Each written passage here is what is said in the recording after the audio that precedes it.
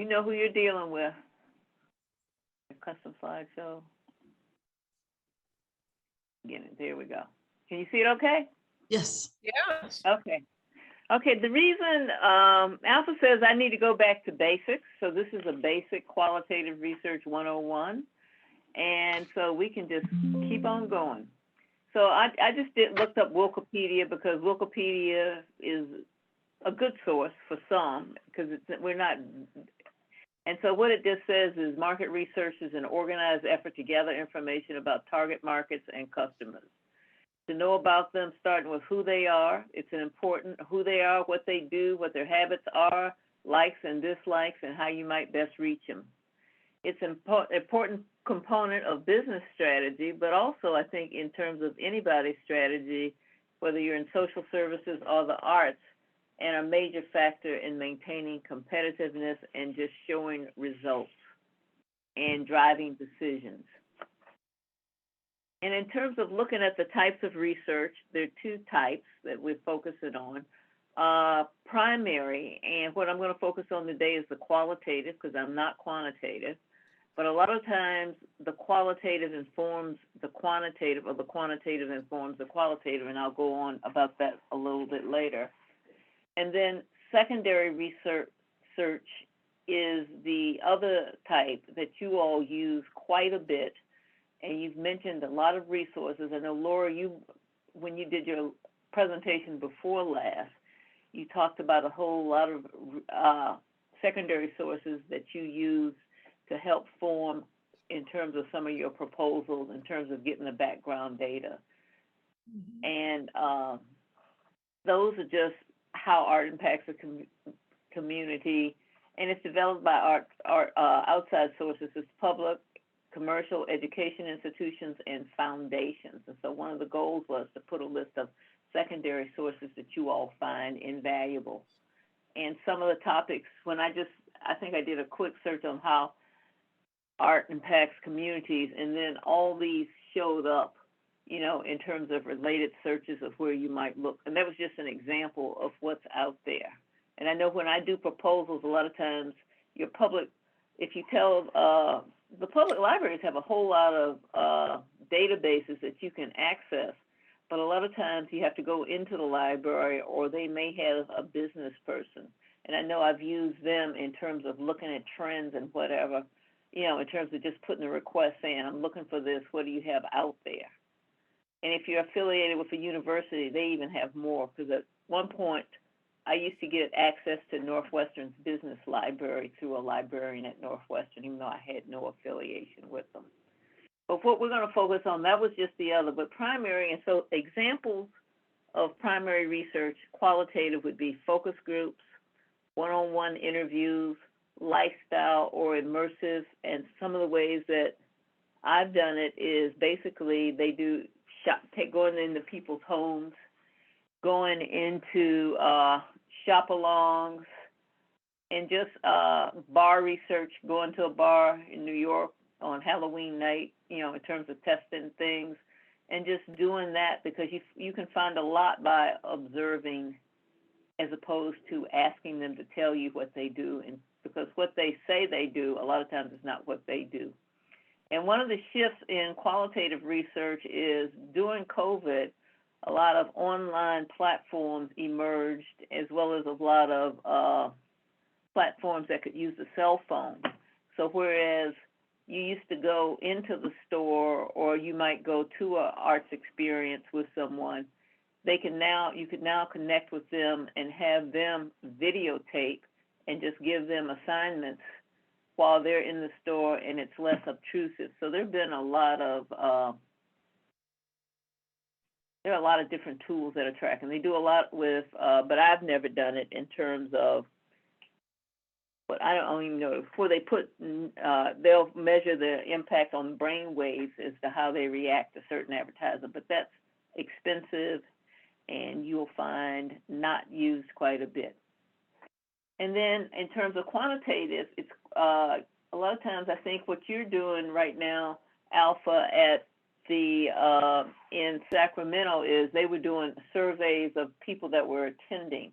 And generally when you're doing a survey, you don't want to ask too many questions where it's a lot of multiple choices and maybe two where they might write in because it's hard to tally the results, and also people might get turned off through it. And then a lot of times you see it's you use it for surveys, you can correlate it, and it's experimental. And generally, I know when, like, say for instance, when I've done some stuff with the arts, like Victory Gardens, you wanted to get, if they were doing one segment, say African Americans 24 to 55, you might want 100 of those. You needed to fill out the 100 of those, and you needed 100 of each cell so that you could do a projection. And a lot of it, that's generally the number that you need, per segment if you want to get it and project it, and it has some validity. And that's real rough. So, quantitative versus qualitative. And if you got any questions, just stop me now as opposed to wait until the end. And if I'm talking too fast and not making any sense, just say stop so that you get what you need out. I was just going to interject earlier that the Chicago Public Library does have a lot of their databases, the online databases, accessible through their website, because I've used some of them before. And sometimes you can also get like reciprocal library card access to other libraries, talking to the librarian at Chicago Public Library. Because before in Wilmette, I used to could get it before COVID to Northwestern, but I don't know what happened after COVID in terms of, but I haven't wanted to go over there anyway. But yeah, thank you for adding that, Kiva. And a lot of them, the reason why they don't, you have to go, you can access some on the web and some you have to go into the libraries. A lot of times they don't want, it depends on what the subscriber wants. And I know there's been some issues at the library I'm at, but thank you for adding that. But you can get a whole lot of information from the library, and a librarian will generally help you if you just start describing what you're looking for. And a lot of times you can just ask them over the phone and they'll send you a link to it and help you research and maneuver through that. So I'm giving you a shout out to the public library. So if we look at quantitative, the differences between qualitative versus quantitative, qualitative, a lot of times I might do qualitative before someone's doing a survey to see what the issues are of that audience, to make sure they understand the language of it, and to make sure the responses are responses that we're including in there are responses that one might give. And sometimes it's just to understand the underlying reasons and motivations for why someone does something. One of the things I did for one group was in terms of hookups.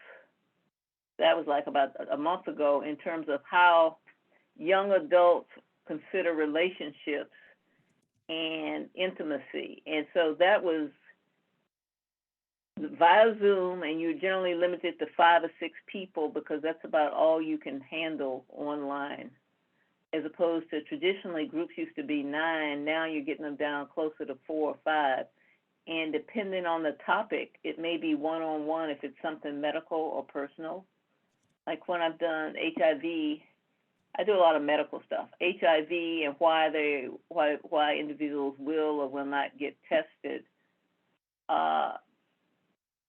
Sometimes it's been one-on-one. Sometimes it's been women who have certain behavior tendencies, and you let them know what you're going to talk about to make sure they're comfortable. And what that tends to be a lot of times is a support session.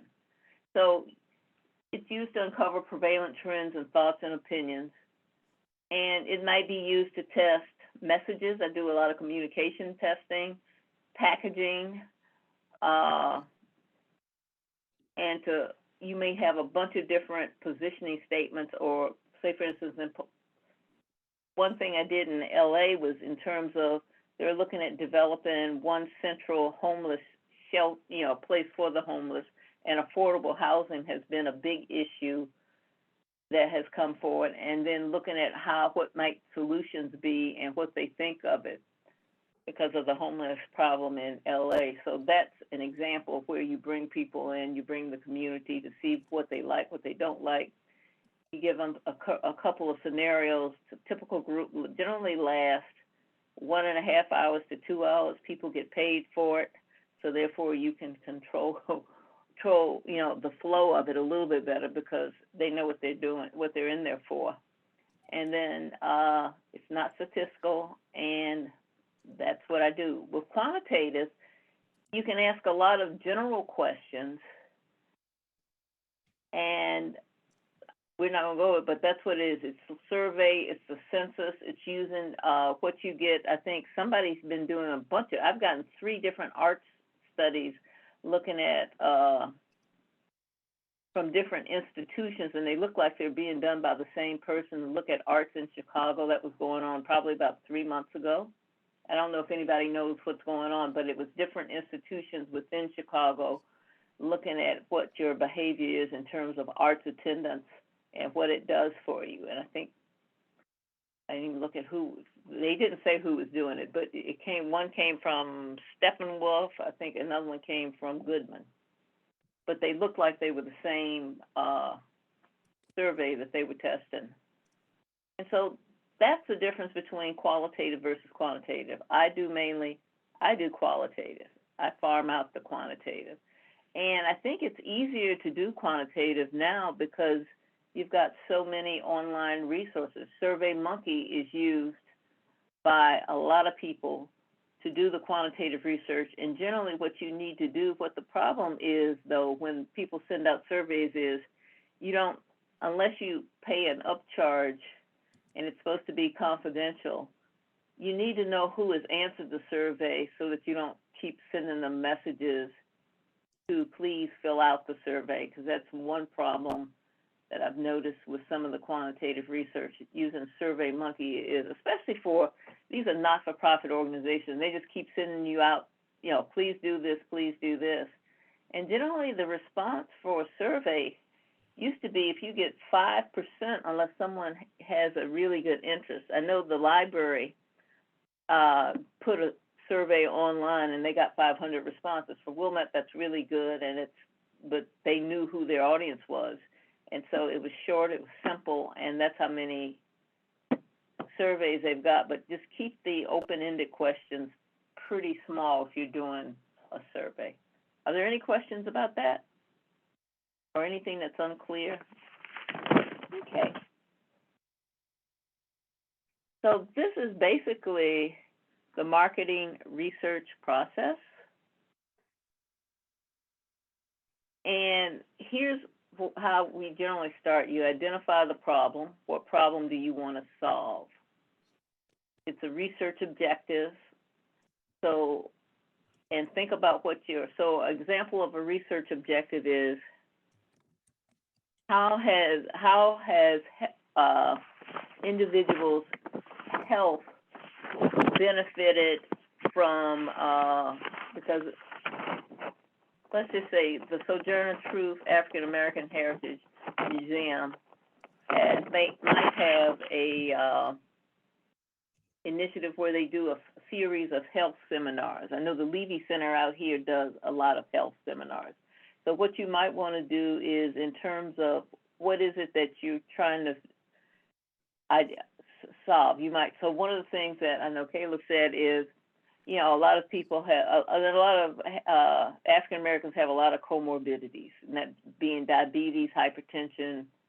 And is it to generate awareness? Is it to get them to go to the doctor? Is it to get them to take action? And so what that objective was, and that's really hard. Which problem are you trying to solve? And I'm just throwing it out. So when you all think of some of the programs that you're doing, and health was one of the areas that was one of the focuses of the NEA, what might that be? What might you be using art for? Alpha? Or whoever's working on it, because I know that was one of the areas in terms of improving health is one of the NEA focus, is one of the NEA's focus. And when you think about arts, what might that problem, problem might art solve? Whether it's depression,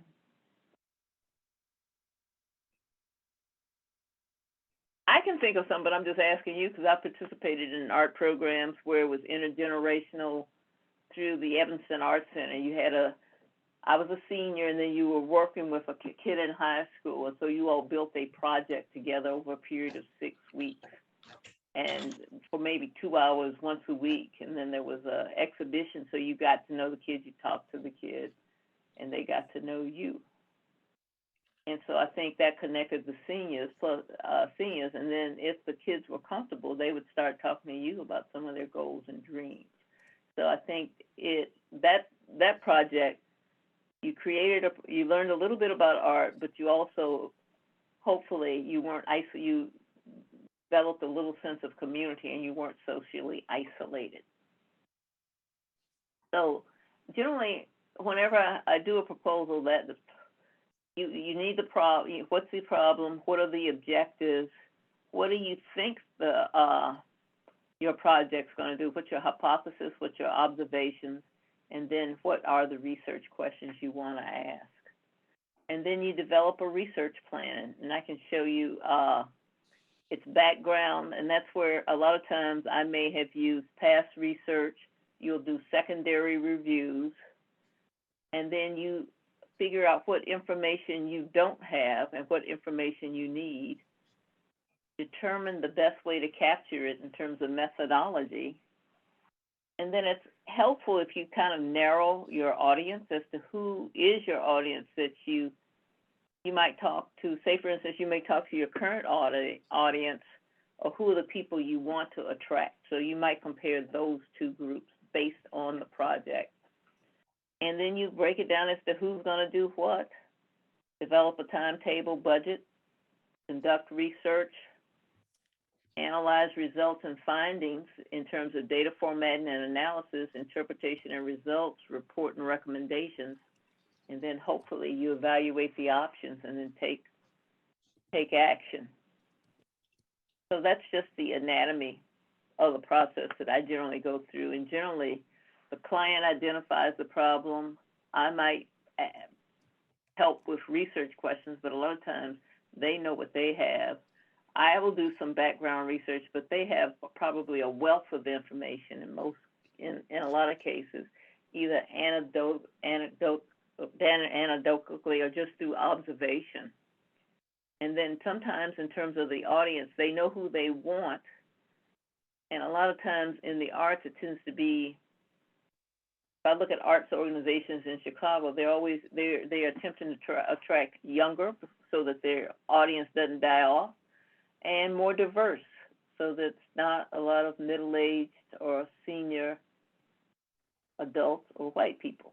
So, who you're trying to do, and then who's doing what in terms of, this is what the organization will do, this is what we will do, this is what else may be farmed out, and then how much is it going to cost.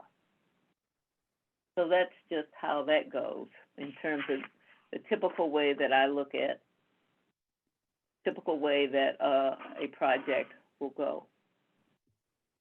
Then this is an example. One. Lisa, yes. When we're talking about doing research and what have you, does there need to be a justification as to why we're doing a particular project? Is it to serve the needs of, not just the community, but serve the needs of a funder, serve the needs of an industry? Does that have to, be taken into consideration if we decide to do a research project? With the research project, what your funder's looking for has to be taken into consideration, because you're doing it both for yourself and you, when you put together a proposal, you have said what this project's going to do in most cases. How it might say, how it will improve the community, or you have given them a reason as to why they're going to fund you. And so you need to document that reason. I think a lot of the participants on here can talk about, what are the reasons that just because you need money is not enough.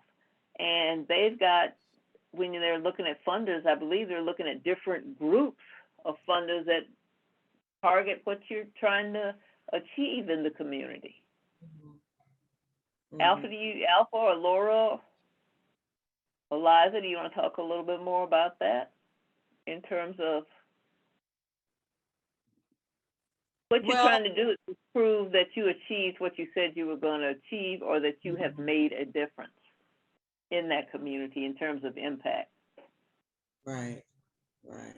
One of the experiences that we had in going to community trust was, the arts is a perfect way to organize community and to, find out what the community wants, desires, etc. And they did not have an understanding of where we were coming from or what we were hoping to prove. It's not that they don't understand the connection of arts in the community, but they didn't recognize us as being an important component of organizing in the community. They went directly to community organizers, which frequently don't have connections in the arts. They're more political action, social service, and so what we've done since then, I think, is cite examples of successful arts involvement in community development. Just, we have to provide a new vocabulary for them in what we experience. And because we're asking them for money for new projects, we don't have a history of those projects, but we have a history as artists. And so what we needed to kind of dig deeper is find arts groups locally or otherwise that had done that work, that we can document the impact from their perspective and that it was worthwhile to invest in us. We haven't succeeded yet, but we're working on it. And that's where white pages and your secondary research come into play in a lot of cases in terms of looking at people, what the elements of success have been in other areas. Do you ever work with those community organizers to come together to the table? Have you ever done that, Laura? Well, Kiela and I went through a transit-oriented development program with, and so there was a number of us that were using cooperatives as an organizing principle for new development. So, so that was kind of a short-term engagement. So we don't have any long-term collaboration, but we should kind of take that experience back to the community trust, which helped funded the program, and say, here we are, and you need to kind of keep investing in us as a group, because what there's not a whole lot of opportunities to collaborate.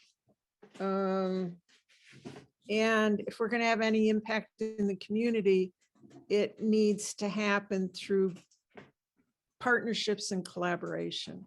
So, So the end result of what you would see happening is, and then we can just brainstorm on how you might measure it, stabilization of the community or growth. yeah. Generally, if you have, and then depending on where the community is located, I guess with an example might be if you can, I know with Artist Design the Future, generally if people own their places, they have a more vested interest in it. Mhm. and they have a more vested interest in the community in the example of that. And I think you can show that looking at anybody's neighborhood is what's happened when renters have come in versus what homeowners in terms of what happens to a neighborhood. I'm just Right. thinking out of the top of my head. And then in terms of with the Chamber of Commerce, would the Chamber of Commerce be your ally when you're doing that?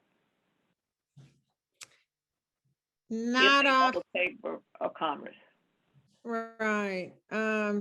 There, Kiela could speak more to So this, but I, neighborhood, yeah, I they're, would, yeah. they're Yes and no, yes and no. Go ahead. You were gonna say they're focused. their focus is kind of on the market commercial. It's kind of narrow, and we're coming in with a more comprehensive, we're trying to create new opportunities for ownership, and there's not a shared vocabulary there. But I think part of it I think part of it is their perception is that they are involving the arts, and because they love the idea, but their perception is that they're involving the arts at a level that's not as deep as they perceive, because they partner with another organization to do a 12-week training program for artisans, and they have a space called the Artisans Collective that's a retail location. And so, they're in support of the idea of what we want to do because we're talking about a commercial corridor.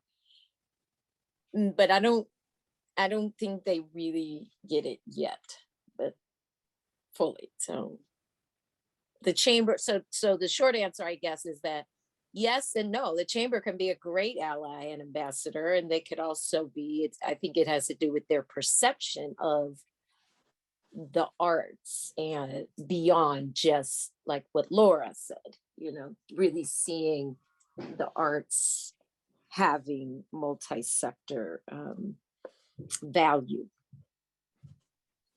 Does that make sense?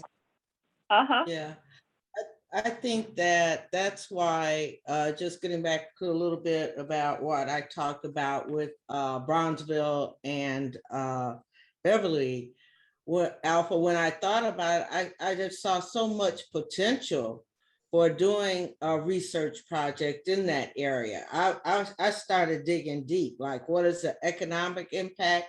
What is the social impact? What is the impact of exchanging between two communities that diabolically may be different, but yet how does art bridge those gaps? So when I started thinking about that, I said, oh my God, I need to do a white paper. I need to do this and do that before I even, in starting a project like that. So that, I just wanted to add that in there. This is really great information. It's You great. probably need to partner with some grad students for what you were going to do. Right. Oh my God. The other, because I know when I worked with Garfield Park Conservancy, the University of Chicago was funding some of that research that I was doing because they were doing it for some other reasons. And so that might be in terms of an opportunity when you want to go deep with a project in terms of getting some students, somebody that's studying that. Yeah. With a university behind them, because they tend to have students and they tend to have access to money and they tend to know where to get the money. Exactly. And then once you get the information, how is it going to be useful? Who's going to use it? How can it be applied? And that type of thing. But yeah, this I like what you're presenting here. This is great. But yeah, but with here's some, but and the thing about what you all are doing that's sometimes different with the research that I'm doing, a lot of times you all have community engagement. And next time I'm going to cover the difference between community engagement, because I'm paying these people that come and do these studies.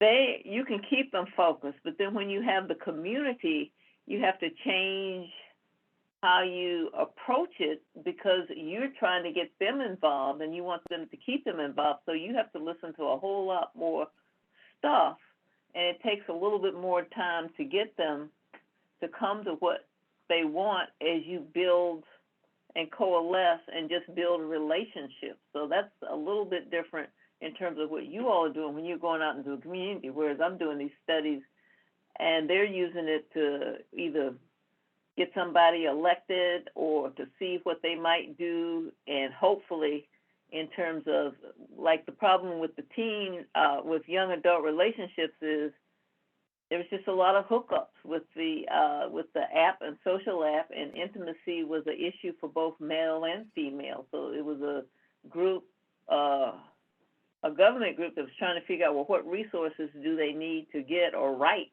so that they can, you know, address some of the issues in terms of why young adults, middle adults, young adults, anybody's young, but under 35 are just hooking up and not developing any kind of types of relationships. So, Can I ask a question?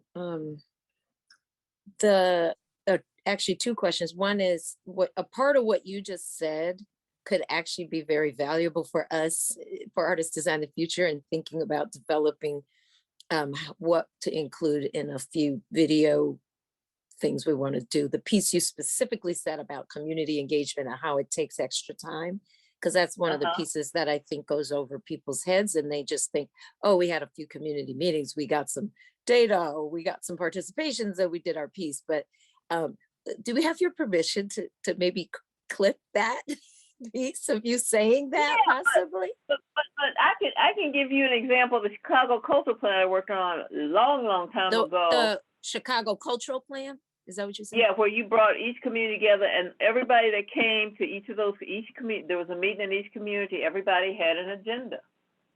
But the way that you would start the meeting would be, you would give them the facts of what's happening in the community, and then what are their priorities. And eventually, I think what came out of that, and that was a long time ago, is that they decided they wanted more stuff in neighborhoods, which you see now with, you know, the park, arts in the park. They've got concerts all around, as opposed to centralized in Millennium Park. So that's a prime example of, you start with the community. Well, with any kind of research, you give people background, because it's hard for people to come up with ideas of what they really want. They can give you a broad stroke. Then you start asking them to prioritize. Because I've subcontracted with about 4 different agencies, and so they always start with this question: what's going right in the community? And it's generally in urban areas. What's not going right in the community? And you know the topic of what you want to fit is going to come up, because it's either crime, it's homelessness, it's a whole bunch of stuff. And in California particularly, because of the homeless, you had homeowners, and they were, you know, and they were spending big money, but you have such a huge problem of homelessness. They just wanted to be able to go out without having their yards full of excrement. And, you know, people.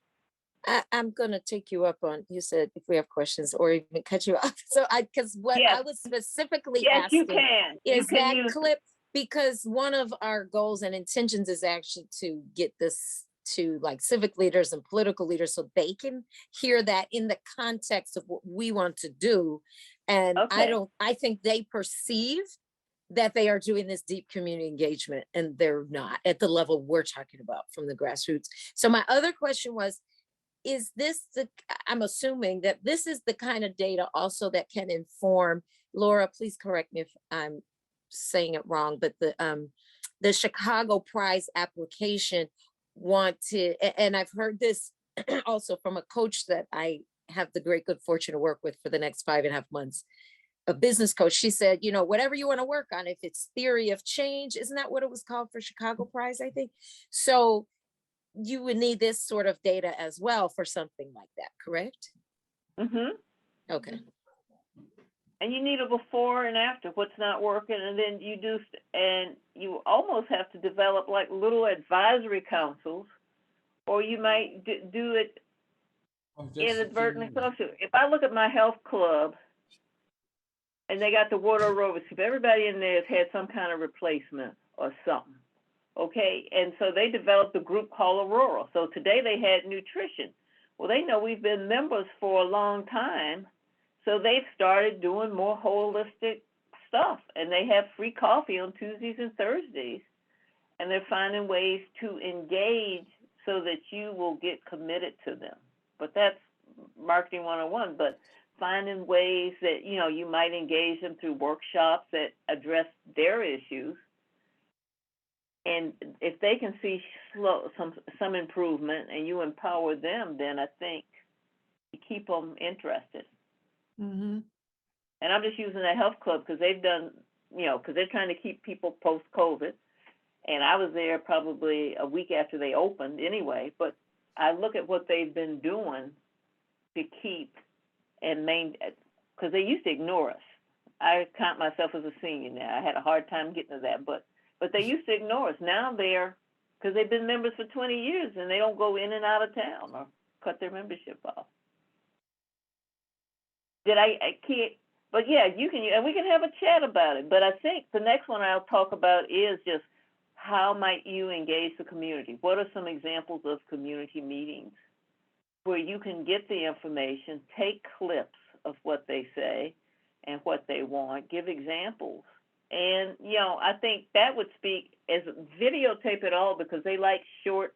If I look at how reports have changed, because a lot of the platforms have, you can clip the thing, you can do whatever, and they're like a lot of the people just like 5-minute summaries. They don't want to read a report. Mm-hmm. You know, with the key highlights, 5 minutes and have some video and audio and show some people in there. That's what they want to see and just get down to it. And then say, if you want additional information, here it is. But you just want something that gets their attention. They're not going to spend more than 5 minutes.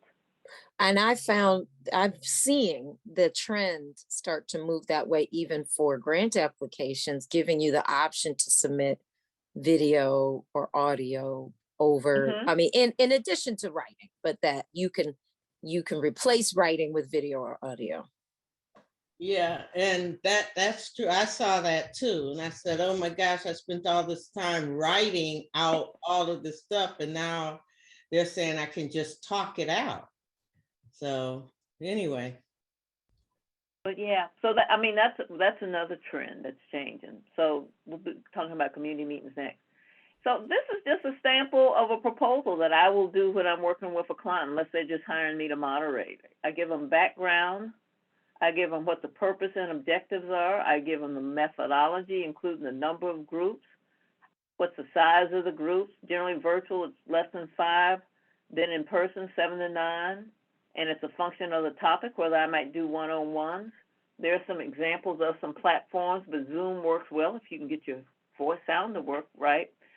I always do the target because they have different demographics, income, race, sex, age, usage, behavior, geography. I rarely will mix, unless it's a real general topic. Generally, I get hired because I'm African American. They want an African American to talk to African Americans, unless it's seniors or it's you know, if it's a non-sensitive topic. But when you're talking about a lot of issues, a lot of times they will target the demographic. You know, they'll keep groups that are like together so that there's a comfort level, so they'll give you their honest opinion. Mm-hmm. And a lot of times they don't give their honest opinion until the very end of the discussion. Well, I want to say such and such and such and such. They'll come to you after everybody's left, and they'll tell you what you've been trying to get out of them for the last 2 hours. Mm-hmm. I'll identify what the key issues are in terms of what we're trying to solve. I never do any kind of project unless I've got objectives and what the key issues. And I ask the client what their hypothesis, what do they think, and what's been their past experience. Timetable, location, time, who manages what, qualifications, costs, payment terms, and deliverables. That's a sample proposal that I will do. But I always have to have the objectives. If you don't have background and objectives, a lot of times you don't know where you're going. That's just me. Well, And that's we all started with objectives. Ours is just, pretty much lost in the thick of it, like the breadth of the work. if you're talking 683 billion, you know, stuff that's going on, you know, and then cycling through all that stuff. But we just have our range, and we know what our target is. There were so many answers that I had to, when you asked those questions and I got quiet, is because I could have pulled out so many of the different examples along the way that we've done these types of like experimental, like engagement, you know, pulling out. I haven't favored taking surveys, you know, from audiences before, because I take more of the, you know, responses that they do verbally, and, you know, how they, I don't ask people to write stuff down sometimes on our websites, and looking at even Facebook and grabbing some of the comments that people make when you post events. And if they're in the discussion, that's another place to glean information and of responses from people, you know, about events that you've done or post discussions that you've done. That information is there. You know, here in Bronzeville, when you were talking, I was thinking about, I curate the website and looking at the responses of people and how they use that. And I set it up as an archive to get information.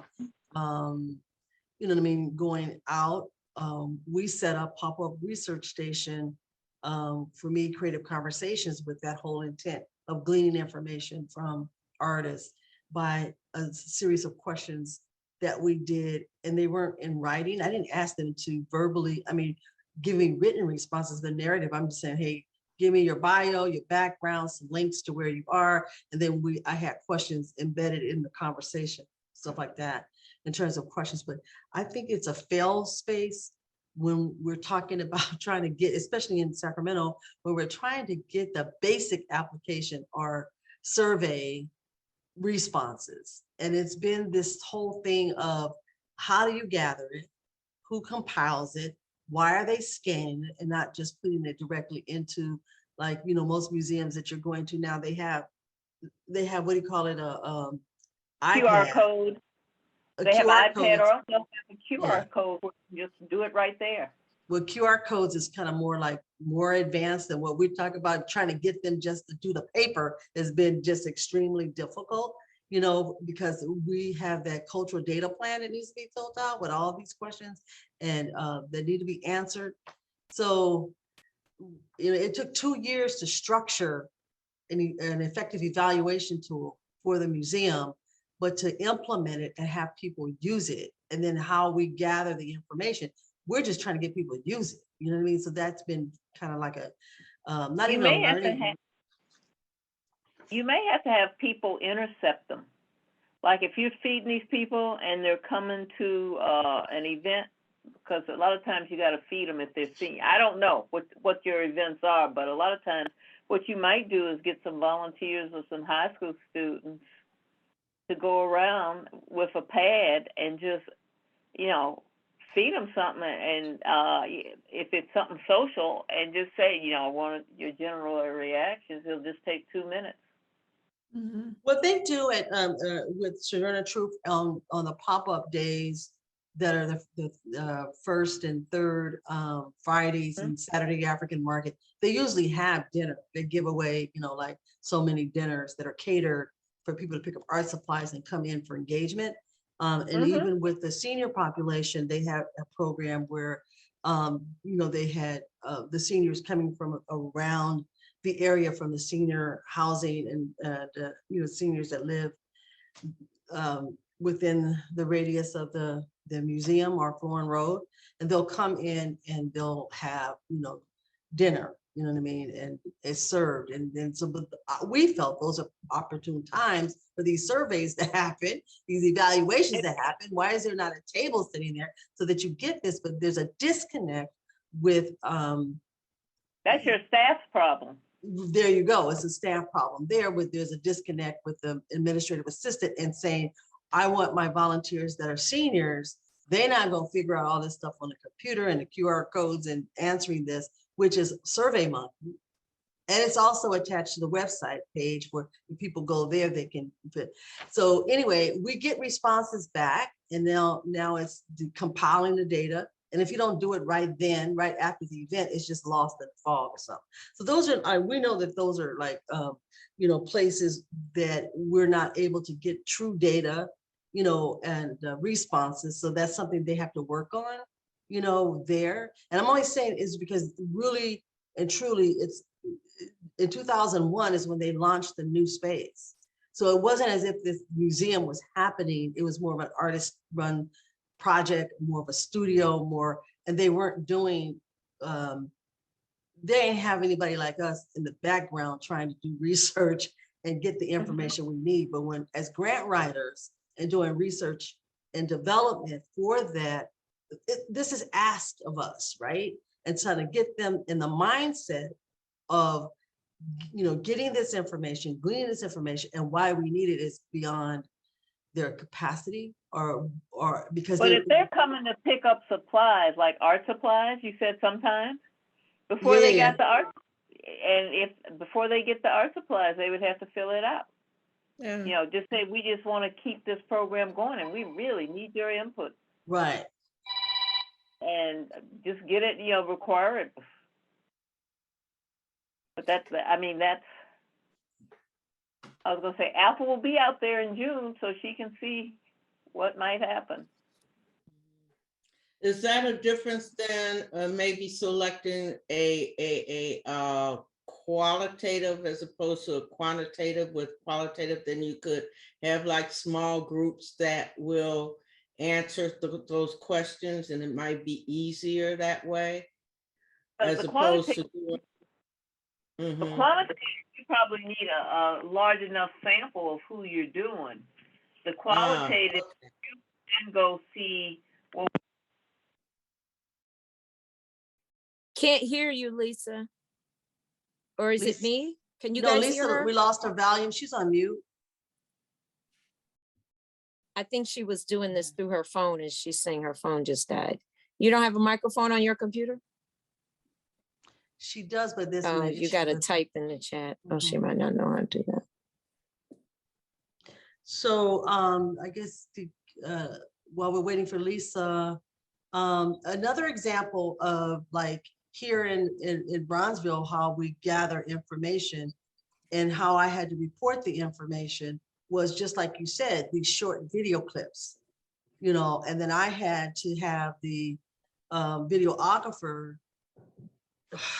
I'm having groceries delivered, just a minute. We all got a lot going on. I got a guy downstairs doing work on my house. Lisa, you should be able to log back in on your mobile phone, a different phone. We can't hear you. She just talking. We don't know what you're saying.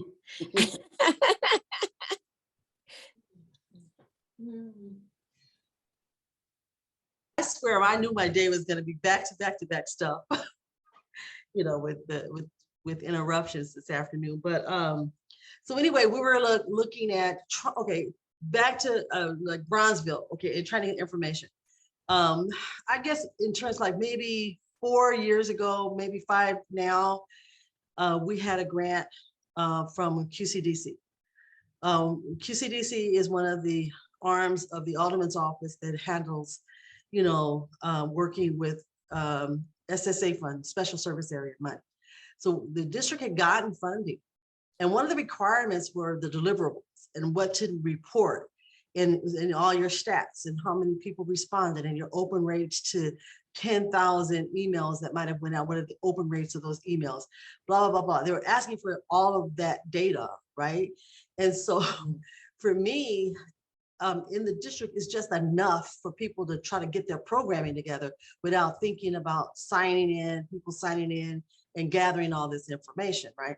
So so we had to hire docents to be able to gather that, an administrative assistant to go gather that information from each other. It was just really hard for people to think about, to think about how do I count the number of people that come through, how many people did I service, how many people purchased, art while they were here, and and we had to have that information to give it to the consultant for QCDC, because she had to have those answers for the city council reports, right? Because it went further up in order to say that these programs are valid, this is where the money went, and these are the number of people that we work with. We can't just throw out a number and say, oh, we had 12,000 people. You had to really prove it. And then, so when I was going back so we lost funding because people could not, some of the art partners could not do that. I mean, it was just that simple of, did you have a sign-in sheet? How many open rates? How many people visit your Facebook page where you advertise? You could not give the information, and so with that, the checks were ready to go, but we could not receive the checks because I couldn't give them the deliverables. And I wrote that proposal. So it was like, okay, so lesson learned, right? That, some of us are older and not really into the data part of stuff. We're just busy trying to manage the day-to-day and run our art practice and run the museum and not think about having to do those kind of reports, especially if you operate as a for-profit, you know what I mean? And you're not in the nonprofit world of gathering that kind of information. So when I have to come back around to it again, now I have to take the role of the researcher doing development work here in Bronzeville, and I have to gather that information for the reports and not rely on the other institutions to give it to them. You know what I mean? So that we won't be forced to lose funding. Well, I'm just curious. Do you think the reason that was just perhaps lack of tech experience, or was it capacity, or was it kind of a Both. Combination? I think it was Because both.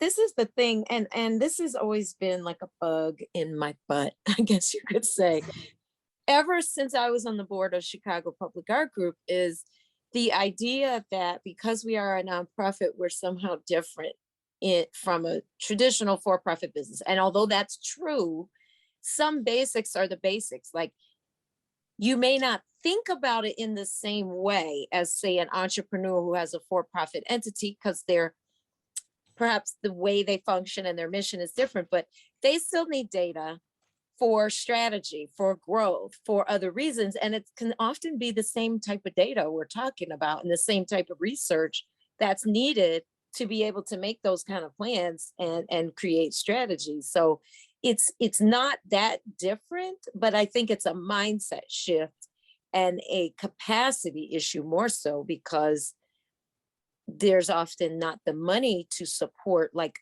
another body or bodies to make it happen. Right.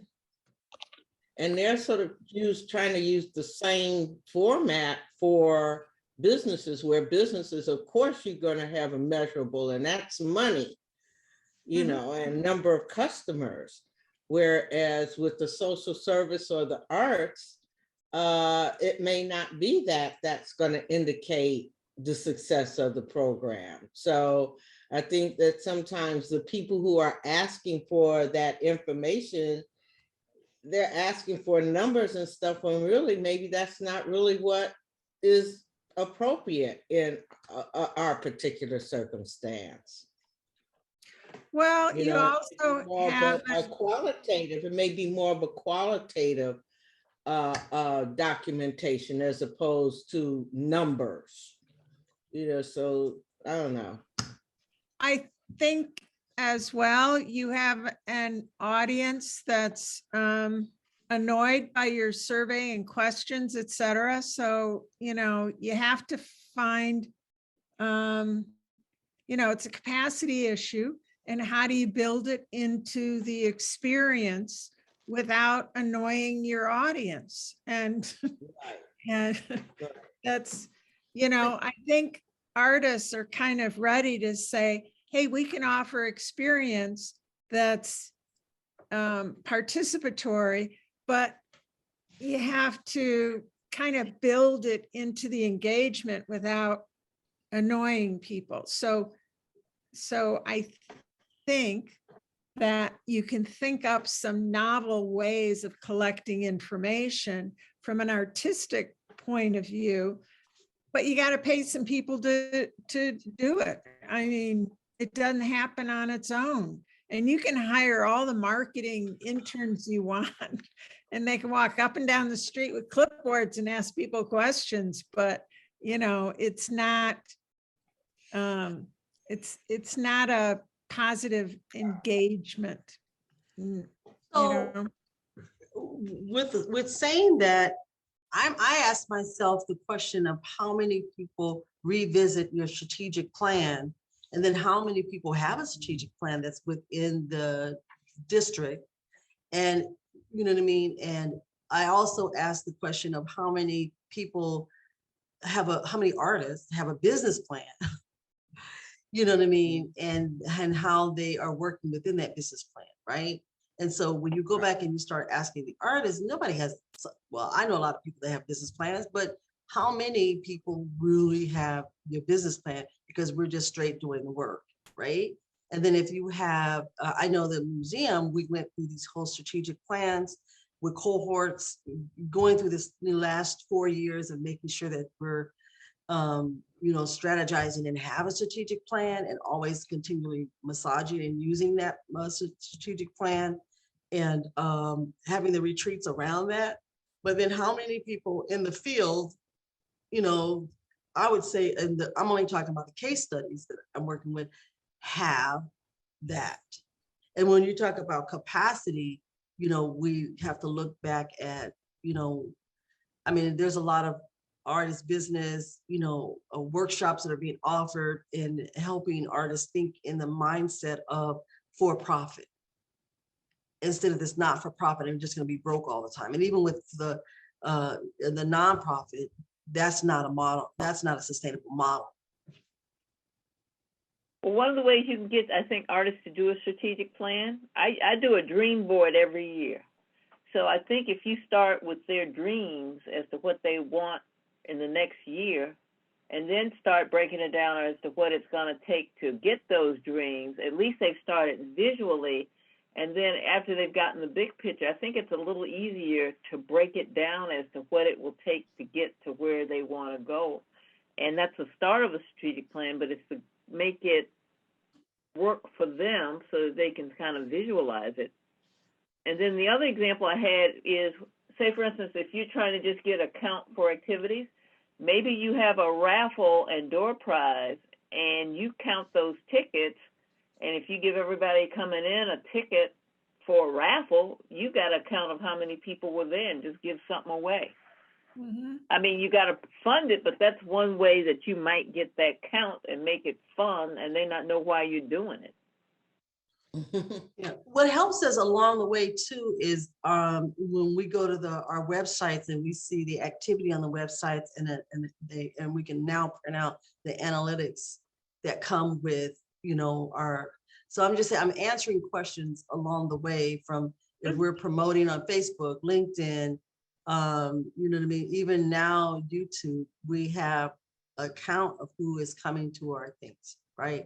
And even with Eventbrite, you know, we get a count of how many people are responding, you know, how many times it's opened. I mean, those reports are there. Again, we're going to go shift back to people that do not have tech support or the, you know, being able to navigate these systems, especially when we're in our generation. And I say our generation, maybe I'm not speaking for everybody on our talk today, but when you're looking at people that have, you know, like they don't have those skill sets and need tech support to have them. And so that maybe that's another service that, you know, for me as a consultant over here, that I could offer, you know, to these case studies that I'm working with, or these organizations.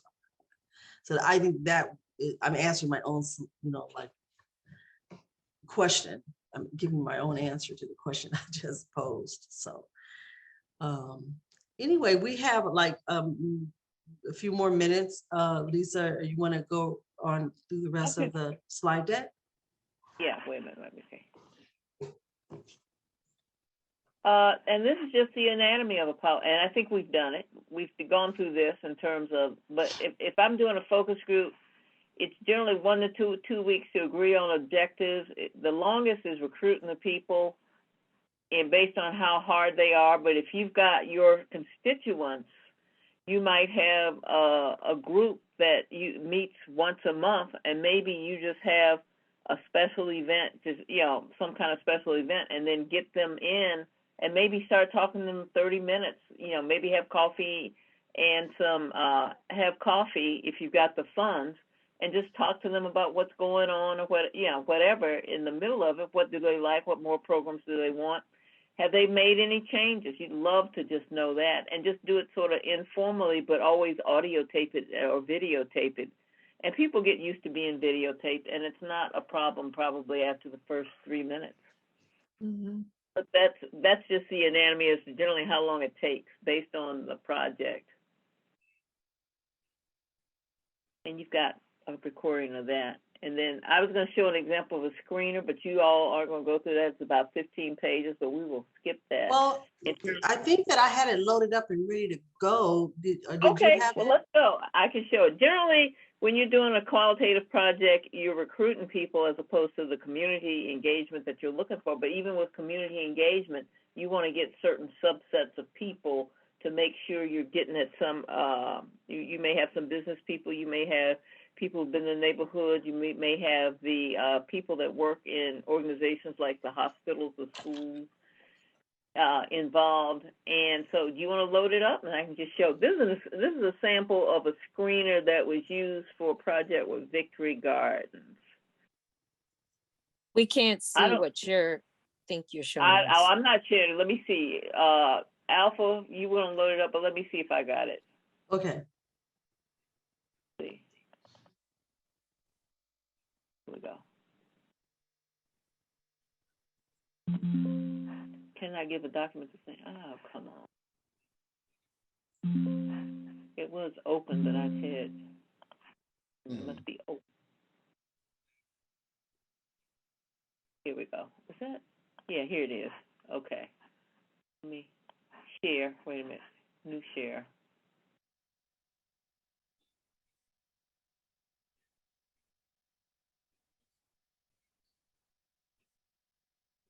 Stop. I think I got to stop sharing this and then do a new share. Right.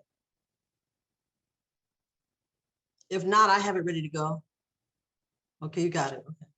Can you all see it? Okay, this is just a sample screener that was done for a project, and I'm trying to get it bigger.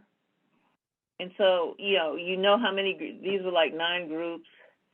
You saw how we segmented it. It was, wasn't for Victory Gardens, this was actually a orchestra group. And this is, you had the zip codes you wanted to get them, and you paid, and generally it cost about $125 to $150 per person that they actually recruit. And so you segment it in terms of, and then music about performances was based on what types of programs that they attended.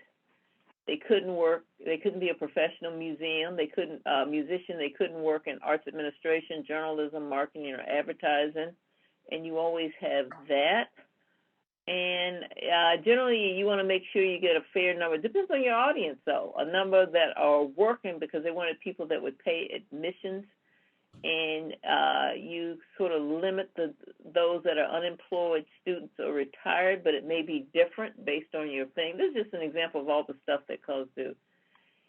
So you want to know what type of work they do, and a lot of times, this is question 4, you want to make sure they've not participated in any research in the last, I think this one was 6 months, and never maybe in musicians. So it's real tight because you've got a lot of people, because you're paying them, they just want to do groups. So, and there are a bunch of, there used to be a bunch of groups, but there are less companies now that are recruiting, and they're going basically on panels that they have, which makes it harder to recruit minorities, older people, and the poor. Whereas before you would have people that would go out and get them, whereas now they're looking at their panels that they're doing for research. And then you want to know if they've attended or participated in the topic that you're talking about. And it goes on and on in terms of what types of music concerts have you purchased. You want to make sure they purchase tickets. So this is maybe not as proposed. And who decides? You all want to make sure they're the decision maker. Must have purchased tickets for 2 different musical genres because you want to just make sure that they aren't stuck on one thing. They're musically diverse. And what concerts did you attend at the Seattle Symphony? Some examples. This was an old one. And did you have a subscription to any? And so you ask just a lot of questions in terms of behavior and usage, which gets to be long. Zip code, city, neighborhood, and are they going to attend anything in the next year? And then you see the age. They don't do a lot of research on people over 55, in all honesty, unless it's Medicare, financial services, or health care. The sweet spot is generally 21 to probably 54, or really 21 to 44, except in those areas. And then you do ethnicity in terms of what you're looking for. Education tends to be a factor in terms of based on what it is. You may want people with less education, but in this case, they were looking at people with at least a bachelor's degree or master's. And then you ask them some, just in terms of what they like, and they got to pass that. This screener is going on about 6 pages, which is why, and I enjoy attending live music performances. They have to agree with all these things. I enjoy new experiences. My friends consider me knowledgeable of what is going on. They had to agree on at least 4 of these items to participate, because you want to make sure that they're going to talk. And then they had a homework exercise. And then you just remind them, and then that's the overall respondent specifications as to what you're looking for. That's a little on that's 8 pages, and that's probably, now they're doing it a little differently. They first screen them by the computer, which is why you have a problem getting a lot of lower income people. And there's some people that I use that when I need low income. And then they'll go to the screener as a way to cut down the number of people that they have to talk. But I just thought I would show you an example of a screener that I use to recruit people for focus groups. When you're doing community meetings, you don't need to do all of that, but you want to make sure that you've got different segments, and you might mix the segments based on how many you can get, or you might want to just do all the business people in terms of what they're trying to get done, or all the people representing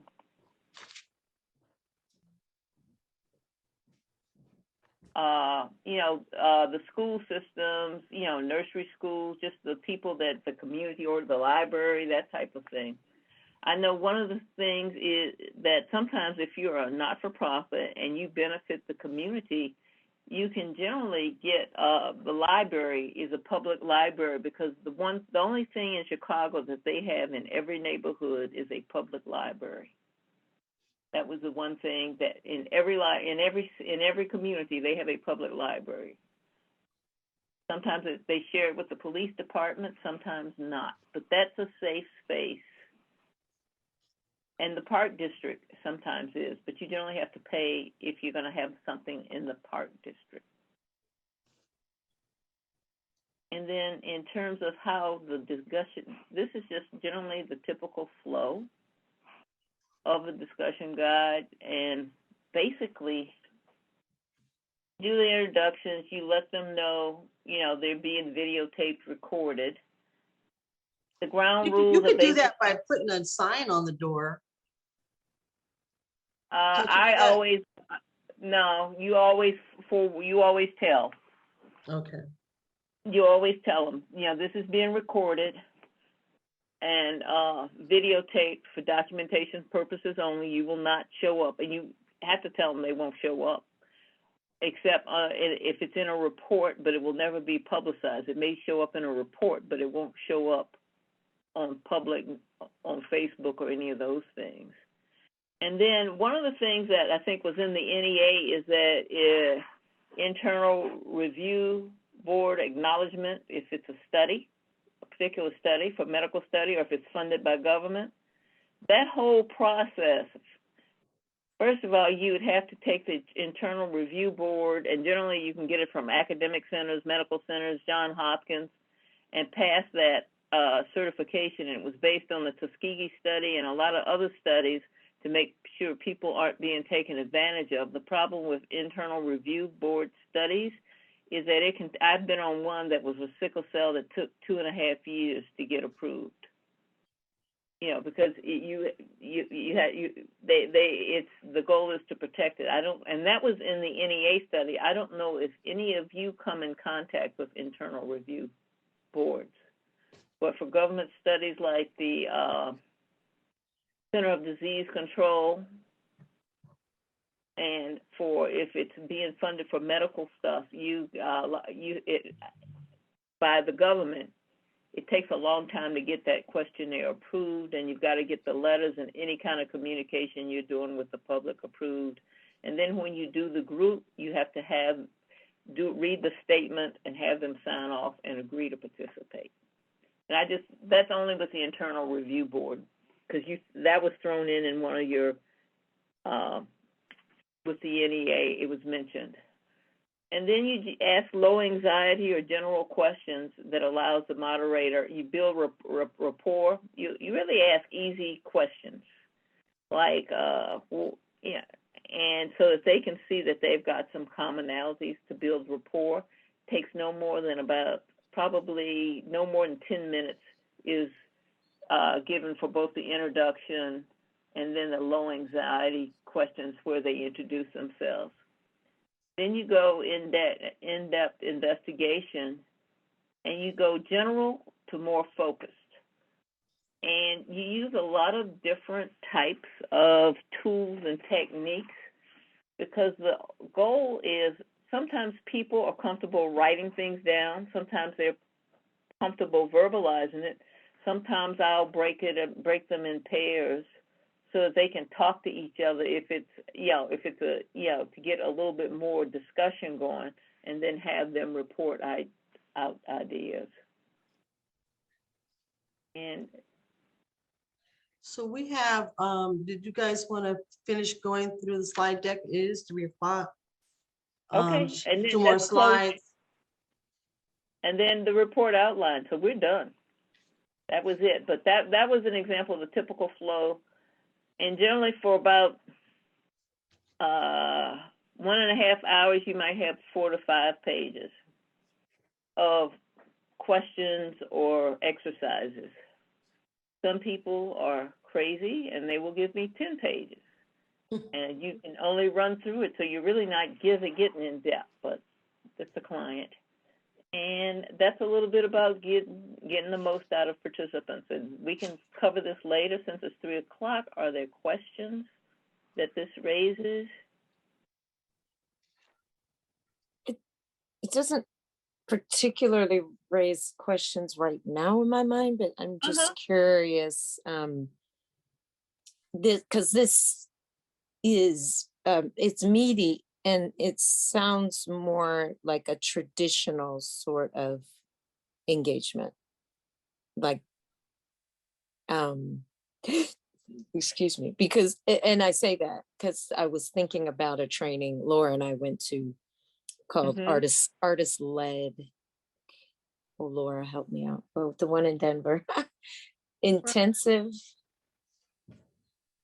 It was about placemaking, but But right. it was focused on community engagement, artist-led community engagement. So it had some really unique ways of getting people to participate without having to deal with some of the things you talked about, like low anxiety, and ways to collectively share where they didn't particularly have to own it or have it defined as theirs, but it could still be shared among the group. There was a lot of really good, great ideas. And I think sometimes the traditional models for engaging people to ascertain data feels like a sales call.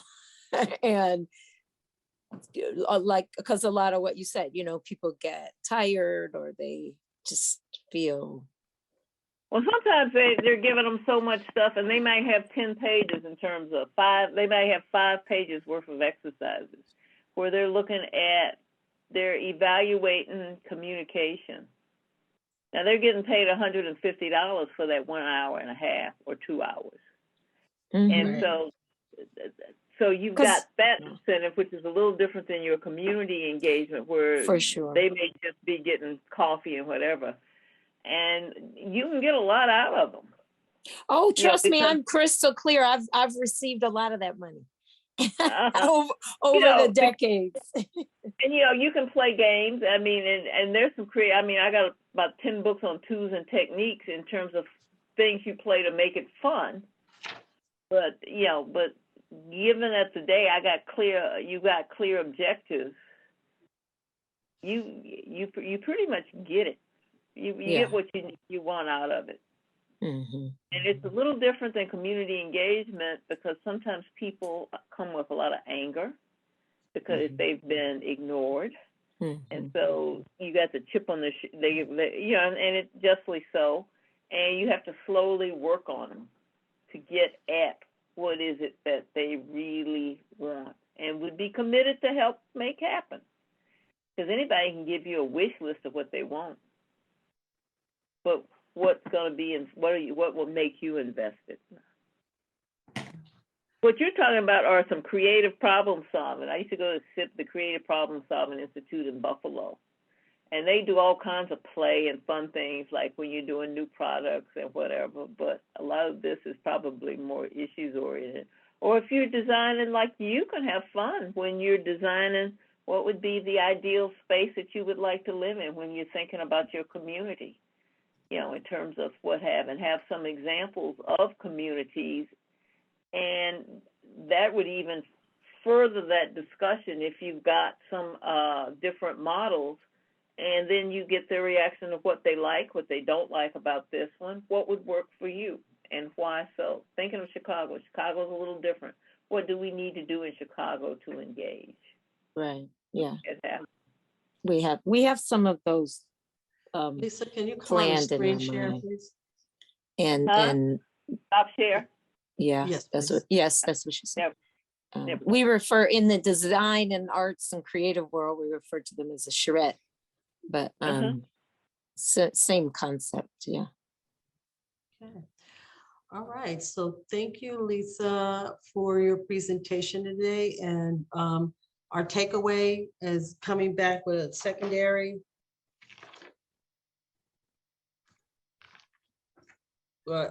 sources for next month. Yes. Okay. Wait a minute. Oh shoot! Wait a minute. I'm clicking too much. Keela, yeah, I designed the screener, but generally you get lots of hands in there, and that's based on who they wanted to see. Yeah, in terms of all those, yeah. I developed it, but they're easier screeners. Sometimes they're 2-page screeners, which would be the case. But they wanted all this, and they had to have done this, and that, and they want to make sure they're not cheaters because they're paying a pretty penny for the research. All right. So thank you, Lisa. We're gonna